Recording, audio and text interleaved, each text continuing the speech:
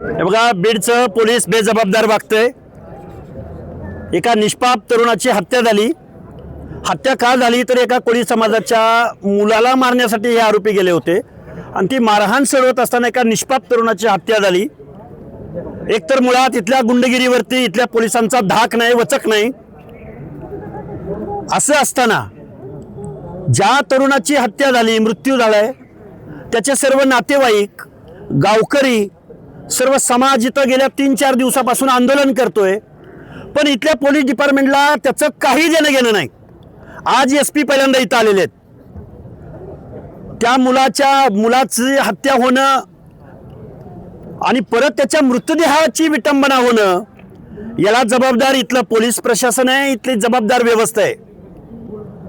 या लोकांचं म्हणणं काय आहे तर खासदार पुत्र सौरभ बजरंग सोनवणे यानं या आरोपींना पळून जाण्यामध्ये किंवा त्याच्या अगोदर किंवा नंतर फोन कॉल केलेले आहेत। त्याची गाडी आहे MH441616। असं इथल्या सर्व त्या हत्या झालेल्या तरुणांच्या नातेवाईकांचं, आईवडिलांचं, गावकऱ्यांचं, सगळ्यांचं म्हणणं आहे।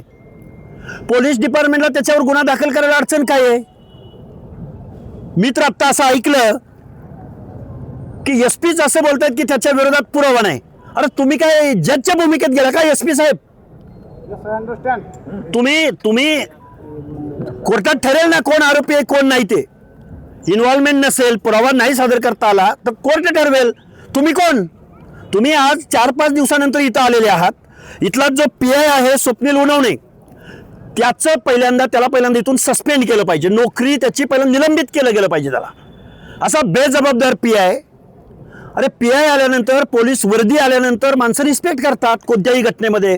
महाराष्ट्रात आहे आपण, पण यांना पळून जावं लागतं पब्लिक आल्यानंतर। हे काय गुंडावरती आणि इथल्या दादांवरती कशा पद्धतीने? हे बघा, ह्या उनवणींचं निलंबन झालं पाहिजे आणि SP साहेबांना आमचं सांगणं आहे, जोपर्यंत सौरभ सोनवणे यांच्यावरती गुन्हा दाखल होणार नाही, त्यांना अटक होणार नाही, तोपर्यंत इथले नातेवाईक, त्यांचे सर्व गावकरी आणि इथला समूह आज 4 दिवस झालेले, 4-5 दिवस झालेले आहेत, आम्ही इथून हलणार नाही आहोत। मुख्यमंत्री महोदयांना आमचं सांगणं आहे की बीडमधल्या पोलीस डिपार्टमेंटला तुम्ही काय विचारणार आहात का? SPना काय विचारणार आहात का? इथल्या PIना सस्पेंड करणार आहात का? या सगळ्या गोष्टी झाल्याशिवाय आणि आम्हाला आश्वासक ठोस असं आम्हाला इथं येऊन जबाबदार व्यक्तीने आम्हाला सांगितल्याशिवाय आम्ही इथून हलणार नाही आहोत। बरोबर आहे का?